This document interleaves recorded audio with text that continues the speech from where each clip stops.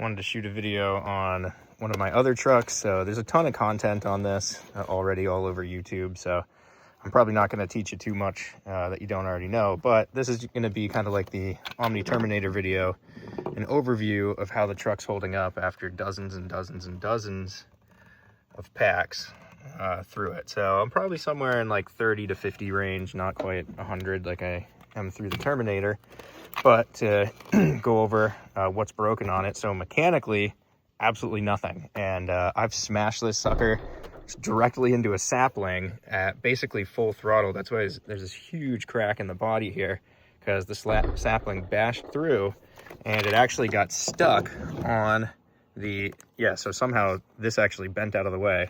It got stuck on the A-arm with the sapling, and I must have been going, definitely over 40. The top speed's about 50 on this thing.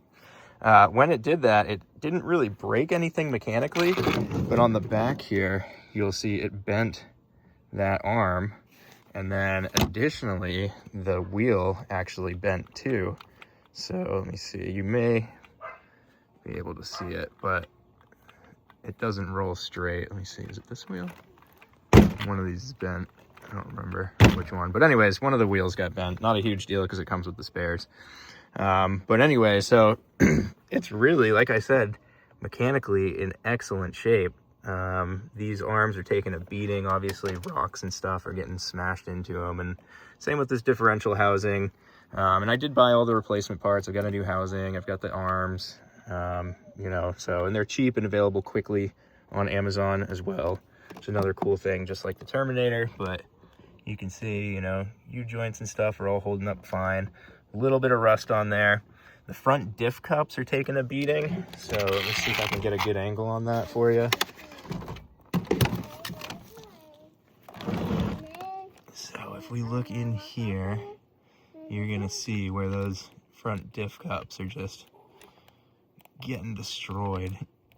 But no big deal, I got replacements of those too. I also got replacement diff housings for all three. I know the center is pretty hard to access, but I did get new diff housings. I got aluminum ones. We'll see if they fit in the future here. Nothing's broken yet, but people say that the screws will literally strip out of the plastic diff housings, and you'll lose drive to one or both wheels.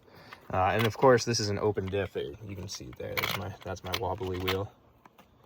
But anyway, so this is a wide open diff. That's something I'd like to change, or at least what I want to do is put some really, really heavy, I got million weight fluid. So I'm going to try that first, because obviously they left it open from the factory for a reason, and it probably has something to do with durability, I would assume. But either way, I'd like to make it stiffer there, and obviously the rear as well.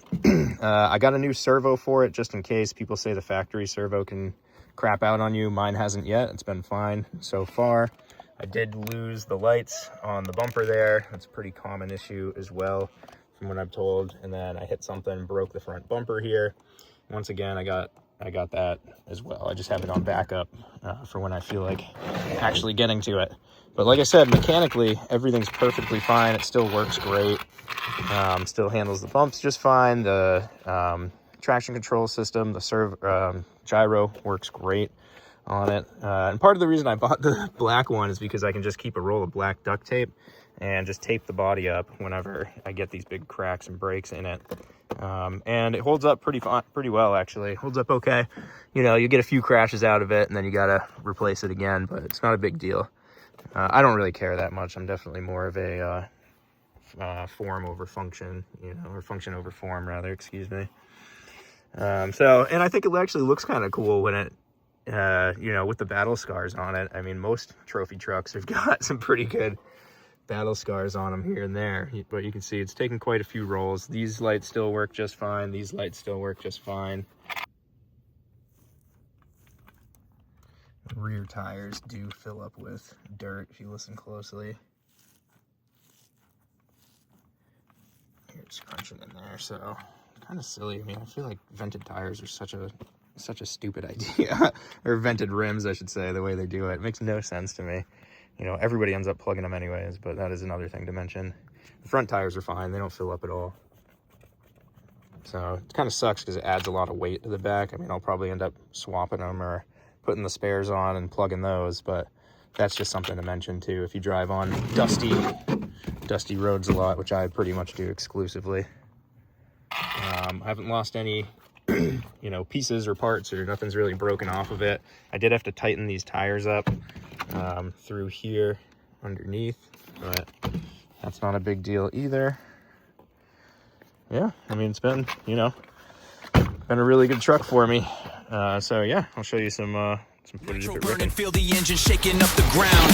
40,000 RPMs, electric with no sound. Carbon fiber chassis, tearing up the track. High octane insanity, no, there's no turning back. Yeah! Punching through the atmosphere. Brad and Trek and RC adventures are here. Yeah!